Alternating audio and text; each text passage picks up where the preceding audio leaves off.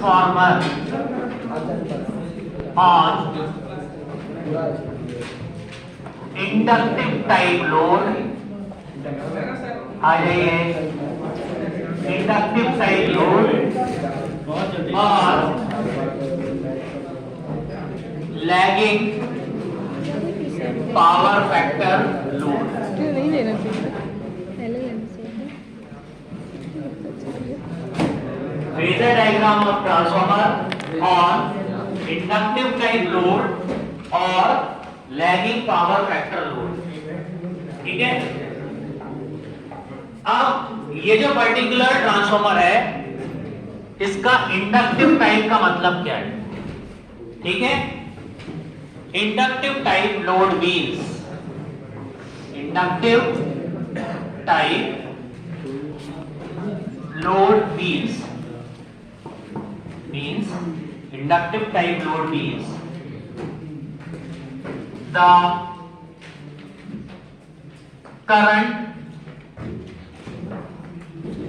load current लिखो, load current is lagging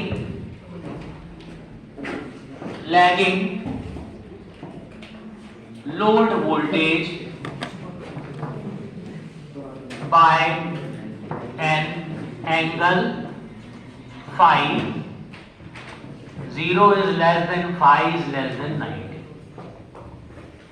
Inductive type load means load current is lagging, load current I2 लिख लेंगे यहां पे आप, I2 is lagging load voltage V2, load voltage क्या है आपका V2 by an angle of phi। इसका मतलब ये है कि इंडक्टिव टाइप लोड के अंदर करंट पीछे रहती है, लैगिंग, और इसीलिए क्योंकि करंट पीछे रहती है इसलिए इसका दूसरा नाम है lagging power factor load, lagging power factor load. ठीक है, अब लैगिंग पावर फैक्टर लोड मतलब करंट पीछे, तो जब हम फेजर डायग्राम बनाएंगे तो हमको क्या करना पड़ेगा, करंट को वोल्टेज V2 से पीछे लेना पड़ेगा हमारे नियम के अनुसार, नियम मतलब कन्वेंशन। ठीक है, तो हम सबसे पहले ट्रांसफार्मर का नो लोड डायग्राम बनाते हैं, फिर उसमें लोड हमारा लैगिंग टाइप लेकर फिर हम उसमें ऐड करेंगे और फिर हम हमारी इक्वेशंस को रिप्रेजेंट करेंगे। हमको बेसिकली ऑन लोड डायग्राम में क्या क्या बनाना है, ऑन लोड डायग्राम में हमको रिप्रेजेंट करना है एक तो E2 और दूसरा E1 फिर V1।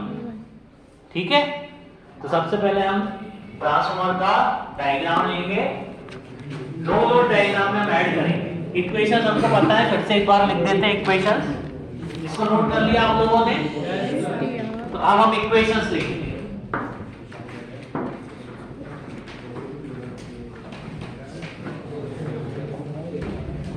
इक्वेशंस हमको पता है, जो ट्रांसफार्मर है उसकी इक्वेशन हमको पता है। ठीक है, आपको ये पता है कि I2 by I1 is equal to K। ठीक है, ये हमको पता है, this is equal to N2 by N1, ये इक्वेशन पता है। दूसरी इक्वेशन पता है हमको कि I1 dash is equal to K times I2। ठीक है, तीसरी इक्वेशन हमको पता है, दैट इज, भाई ये बातें मत करो, I1 is equal to I0 plus I1 dash, ये हमको पता है वेक्टर सम। ठीक है, चौथी इक्वेशन हमको जो पता है वो ये है V2 का वेक्टर प्लस I2 R2 का वेक्टर प्लस I2 H2 का वेक्टर, ये बनाता है V2। ठीक है, और हमको यहां से एक इक्वेशन और पता है, E2 by E1 is equal to K। ठीक है, ये पता है। फिर एक इक्वेशन हमको पता है vector E1 plus I1 R1 vector plus I1 X1 vector is equal to V1, बस इसको रिप्रेजेंट करना है। ठीक है, अब ट्रांसफार्मर की इक्वेशंस तो हमने कई बार देखी, अब हमको इसको रिप्रेजेंट करना है, we have to represent this. अब अगर रिप्रेजेंट करना है तो मैंने आपको बताया था कि हम सबसे पहले तो I0 वेक्टर लेंगे। I0 वेक्टर हमको नो लोड डायग्राम से मिलेगा। ये डायरेक्शन किसका है? फाई का। ये डायरेक्शन किसका है? E1 और E2 का। E1 और E2 का। अगर हम कंसीडर करें k इज इक्वल टू 1, मतलब N1 is equal to N2, मतलब हम किसके लिए बना रहे हैं? k इज इक्वल टू 1 के लिए, मतलब नंबर ऑफ टर्न्स हम बराबर मान रहे हैं। अगर हम यहां पर डायग्राम बनाएं तो ये तो हमारा हो गया I0, ठीक है। अब हमको लेना है लोड वोल्टेज और लोड करंट, ठीक है। मैंने आपको बताया था कि E1 और E2 से वोल्टेज E2 क्योंकि ड्रॉप होगा, ठीक है, और ये लैग करेगा, जो हमने आपका फॉर्मूले में भी देखा था। तो यहां पर हम ले रहे हैं, यहां पर ये ले रहे हैं हम V2, ये V2 वेक्टर हुआ, ठीक है। V2 वेक्टर यहां पे हमने लिया, इसका अपोजिट मतलब इससे पीछे, क्योंकि हम ये कन्वेंशन फॉलो करेंगे, ये हो गया I2, ठीक है। ऐसे चल रहे हैं। अब कौन सा टाइप का लोड लिया है? लैगिंग पावर फैक्टर, मतलब करंट पीछे और वोल्टेज आगे। इसके पहले वाला डायग्राम जो था वो था यूनिटी पावर फैक्टर लोड पर या रेजिस्टिव टाइप पर, मतलब वोल्टेज और करंट के बीच का डायरेक्शन क्या था? सेम। उनके बीच में एंगल कितना था? 0। लेकिन जब हम लैगिंग पावर फैक्टर बोल रहे हैं, मतलब करंट पीछे वोल्टेज आगे। जब हम रेजिस्टिव टाइप बोल रहे थे, इसके पहले वाला जो डायग्राम बनाया था लास्ट क्लास में, तो हमने कहा था कि रेजिस्टिव टाइप लोड का मतलब होता है कि वोल्टेज और करंट के बीच में एंगल होता है 0। इसलिए V2 और I2 को हमने सेम डायरेक्शन में लिया था। V2 और I2 को हमने क्या लिया था? सेम डायरेक्शन, ठीक है। अब यहां पर लैगिंग पावर फैक्टर लोड है, तो हम बोल रहे हैं it is lagging V2 by angle phi, I2 is lagging V2 by angle phi, ठीक है। अब हमने कहा I2 का अपोजिट कौन सा वेक्टर होता है? I1 dash. I2 का अपोजिट क्या बनेगा? I1 dash. I2 का opposite I1 dash. I1 dash और I0 इनका सम क्या है? I1। I0 इसका सम क्या है? तो यहां से एक पैरेलल लाइन ड्रॉ करेंगे, यहां से एक पैरेलल लाइन ड्रॉ करेंगे। ये सब चीजें हम पहले बता चुके हैं, सिर्फ हम रिपीट कर रहे हैं, ठीक है। ये हो गया, ये वेक्टर हो गया आपका I1, ठीक है।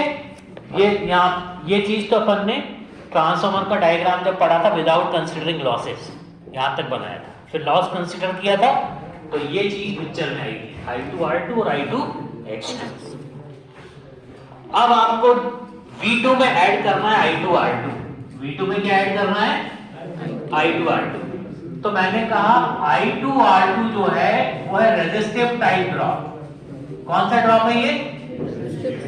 Resistive type. इसको हमने बोला मान लो VR2, इसको हम क्या बोल रहे हैं? VR2। तो VR2 के साथ करंट कौन सी जुड़ी हुई है? I2। VR2 के साथ करंट कौन सी जुड़ी हुई है? I2। अब VR2 किसमें जुड़ना है? बेसिकली ये जो VR2 है ये किसमें जुड़ना है? V2 में।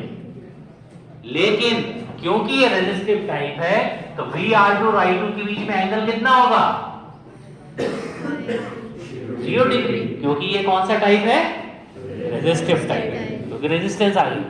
तो VR2 के साथ करंट है I2, लेकिन दोनों के बीच में एंगल कितना होगा? 0। मतलब कि हमको ऐड करना है V2 में। क्या ऐड करना है?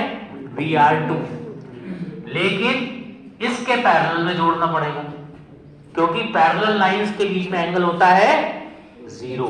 पैरेलल लाइंस के बीच में एंगल कितना होता है? 0। तो इसके पैरेलल वेक्टर यहां जुड़ेगा, इसके पैरेलल वेक्टर यहां जुड़ेगा, तो ये एंगल हो जाएगा 0 ये, और ये क्या बन जाएगा आपका? VR2। ये क्या बन जाएगा? मतलब V2 में VR2 इसके पैरेलल जोड़ा है हमने। क्यों जोड़ा है? क्योंकि I2 और VR2 के बीच में एंगल होता है 0। और दो पैरेलल लाइंस के बीच में एंगल कितना है? 0। ठीक है, फिर दूसरा वेक्टर है I2H2, इसमें हमको ऐड करना है I2H2। अब I2H2 कौन से टाइप का वोल्टेज हो गया? Inductive type. कौन सा हो गया? Inductive type. अब इसको बोला VL2, तो VL2 और I2 के बीच में, VL2 एंड I2 के बीच में एंगल कितना होगा? एंगल कितना होगा? 90 डिग्री, क्योंकि VL2 कौन सा है?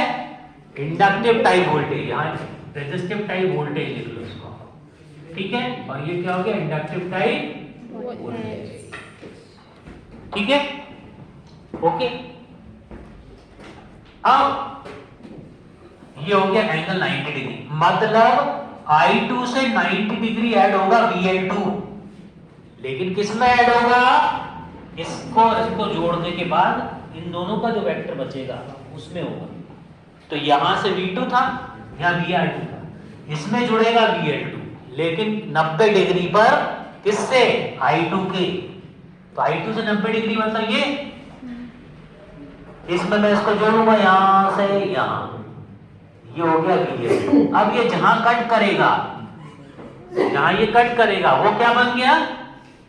E2। क्या बन गया वो? E2 बराबर क्या ले रहे हैं हम? HK = 1, ठीक है। तो E2 बन गया, E2 बराबर E1। अब E1 का अपोजिट क्या बनेगा? Minus E1। E1 का अपोजिट क्या बनेगा? Minus E1। ये बन गया, ठीक है। अब इस माइनस E1 में हमको ऐड क्या करना है? I1 R1, जिसको हम बोल रहे हैं VR1। इसको क्या बोल रहे हैं? VR। तो अगर हम I1 R1 को बोल रहे हैं VR1, तो VR1 और I1 के बीच में एंगल कितना होगा? 0, ठीक है ना, क्योंकि ये कौन सा टाइप है? रेजिस्टिव टाइप, रेजिस्टिव वोल्टेज है, ठीक है, ये रेजिस्टिव टाइप वोल्टेज है। इसलिए तो VR1 I1 के कैसे बनेगा? पैरेलल, पैरेलल बनेगा, मतलब I1 का डायरेक्शन ये है हमारा, ये I1 का डायरेक्शन, ठीक है। तो इसके पैरेलल हम जोड़ेंगे यहां पर ऐसे। अब इसमें सिर्फ अपन को रिप्रेजेंट करना है, इसलिए आप कम ज्यादा लाइन खींचेंगे चलेगा। हमको ऐसा कोई फेजर डायग्राम में मैग्नीट्यूड वगैरह नहीं दिया होता है, सिर्फ ये बोला जाता है कि ड्रॉ करना है, ठीक है।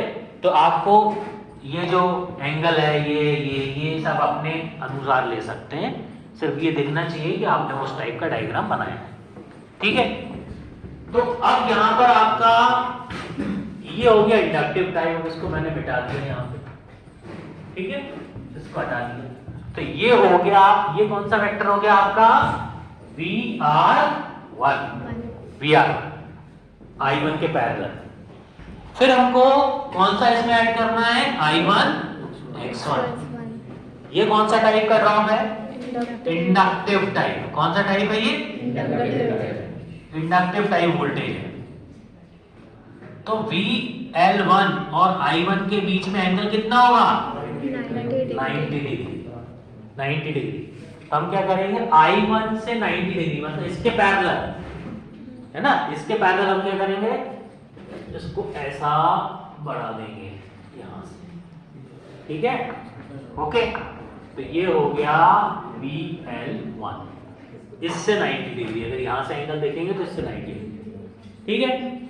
फिर हमको कुछ नहीं करना है, फिर हमको एक सीधी लाइन खींचना है यहां से, यहां से। इसको ब्लैक से बना देते हैं। ये हो गया आपका, ये हो गया, ठीक है।